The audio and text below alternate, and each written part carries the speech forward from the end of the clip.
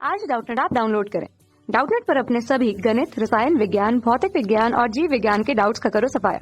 बस प्रश्न की फोटो खींचो, एक ही प्रश्न को क्रॉप करो और तुरंत वीडियो सोल्यूशन पाओ। अभी डाउनलोड करें। नमस्कार दोस्तों, दिया गया प्रश्न है विद्युत ऊर्जा के कोई 4 उदाहरण दीजिए। सबसे पहले दोस्तों, अगर आपने विद्युत ऊर्जा के बारे में सुना तो विद्युत ऊर्जा होती क्या है?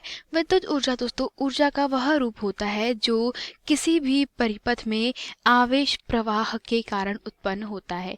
ठीक है, तो आवेश का प्रवाह या आप कह सकते हैं दोस्तों कि विद्युत ऊर्जा जनरली हो सकती है एक प्रकार की ऊर्जा जिसमें धारा का प्रवाह होता है। ठीक है, तो धारा का जो प्रवाह है वो होना और साथ ही साथ वहाँ पर विभवांतर का उत्पन्न होना, यह क्या कहलाती है दोस्तों? एक प्रकार की वह विद्युत ऊर्जा कहलाती है। तो दोस्तों तात्पर्य यह होता है दोस्तों, जहाँ पर भी क्या हो रहा है, धारा का प्रवाह हो रहा है और आप उसका क्या कर रहे हैं, उपयोग कर रहे हैं, वही हमारी विद्युत ऊर्जा का रूपांतरण होता है। ठीक है, सबसे अच्छा उदाहरण आप विद्युत ऊर्जा का देख सकते हैं दोस्तों, जो लाइट बल्ब होते हैं वह मतलब आपके घरों में उपयोग में लाए जाते हैं। सभी प्रकार के यंत्रों में कौन सी ऊर्जा उपयोग में लाई जाती है?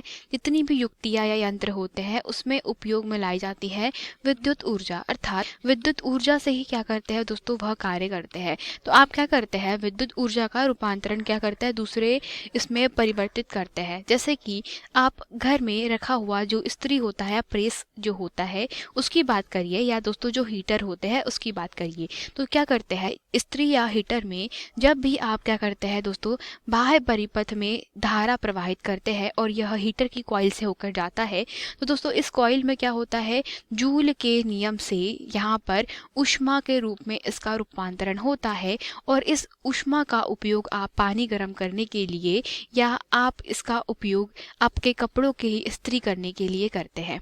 ठीक है, तो यहाँ पे सबसे अच्छा उदाहरण होगा किसका दोस्तों, विद्युत ऊर्जा का सबसे अच्छा उदाहरण है।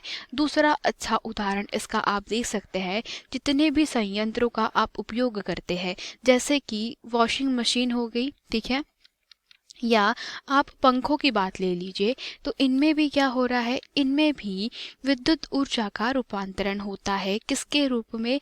वह होता है यांत्रिक ऊर्जा के रूप में।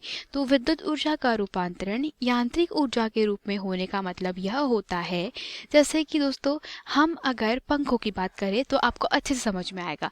पंखों में क्या होता है, जैसे ही आप विद्युत ऊर्जा क्या करते हैं, पंखों के सिरों पर देते हैं, कॉइल पर देते हैं, तो वहाँ पे दोस्तों क्या होता है, एक विद्युत चुंबकीय क्षेत्र के भीतर एक चालक रखा होता है और जैसे ही इस चालक में क्या प्रवाहित होती है, धारा प्रवाहित होती है, तो इस उत्पन्न विद्युत चुंबकीय क्षेत्र में और इस धारावाही चालक के कारण क्या हो जाती है दोस्तों, यहाँ पर ऊर्जा का रूपांतरण हो जाता है यांत्रिक ऊर्जा में। और इसको कहा जा सकता है कि अब जो दोस्तों धारा है या विद्युत ऊर्जा है वो क्या करेगी, वह उस पंखे को घुमाने लगती है। तो यांत्रिक ऊर्जा का कौन सा रूप दोस्तों, गतिज ऊर्जा का रूप वहाँ पर उत्पन्न हो जाता है और पंखुड़ी जो होती है पंखे की, वह घूमने लगती है। इसी प्रकार से वॉशिंग मशीन या विद्युत मोटर जो होती है वह भी विद्युत ऊर्जा का ही एक उदाहरण है। तीसरा सबसे अच्छा उसका उदाहरण आप देख सकते हैं बैटरी या सेल में।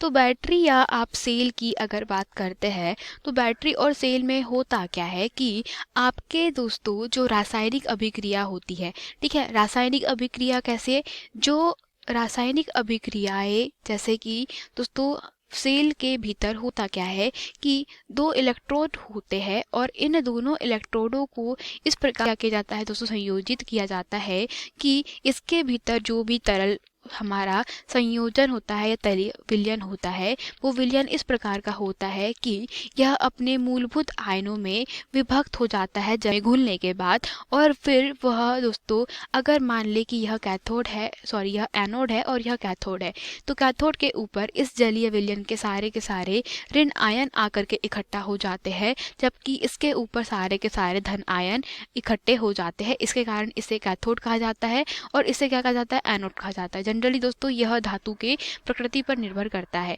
तो जैसे ही अब इस कैथोड और एनोड के पास में क्या किया जाएगा दोस्तों, किसी प्रतिरोध का वायर या तार लगा लिया जाएगा या बाह्य परिपथ में कोई तार जोड़ दिया जाएगा या विद्युत बल्ब जोड़ देते हैं, तो वहाँ पर क्या होता है दोस्तों, रासायनिक ऊर्जा का रूपांतरण किया जाता है विद्युत ऊर्जा के रूप में। ठीक है, तो यहाँ पर वो बल्ब क्या होगा, अब जैसे ही इस सेल के धन सिरे से ऋण सिरे से इसको जोड़ दिया जाएगा तो वहाँ पे बल्ब क्या करने लगेगा, जलने लगेगा। यही कारण है दोस्तों कि बैटरी और सेल भी विद्युत ऊर्जा का सबसे अच्छा उदाहरण है। चौथा इसका आप उदाहरण देख सकते हैं आपके खुद के शरीर में। शरीर में किस प्रकार से, शरीर में दोस्तों जो आपके शरीर में जो तंत्रिका कोशिका द्वारा दोस्तों जो सिग्नल भेजे जाते हैं, ठीक है, तो तंत्रिका कोशिका जो सिग्नल भेजती है हम जानते हैं वो छोटी छोटी कोशिकाओं के द्वारा भेजी जाती है। तो दोस्तों ये तंत्रिका कोशिका होती है, यह एक प्रकार का क्या करती है दोस्तों, जो न्यूरॉन्स होते हैं, ठीक है, वे क्या करते हैं, वे विद्युत ऊर्जा या दोस्तों बहुत ही अल्प वोल्ट की विद्युत धारा को क्या करते हैं, सिग्नलों को जनरेट करते हैं या उत्पन्न करते हैं और इस विद्युत धारा को मस्तिष्क में न्यूरॉन्स के द्वारा क्या किया जाता है, भेजा जाता है। और फिर दोस्तों ये जो क्या भेजे जाते हैं, सिग्नल या संदेश भेजे जाते हैं, वह मस्तिष्क के द्वारा क्या किए जाते हैं, पढ़ लिए जाते हैं। तभी दोस्तों न्यूरॉन्स जो होता है या आपकी त्वचा जो होती है वो इतनी संवेदनशील होती है कि जैसे ही आपको कुछ भी लगता है वैसे ही मस्तिष्क को क्या हो जाती है, भनक हो जाती है, क्योंकि उसमें जो प्रवाहित विद्युत धारा जो होती है या विद्युत संकेत जो होते हैं वह प्रकाश की चाल से चलते हैं।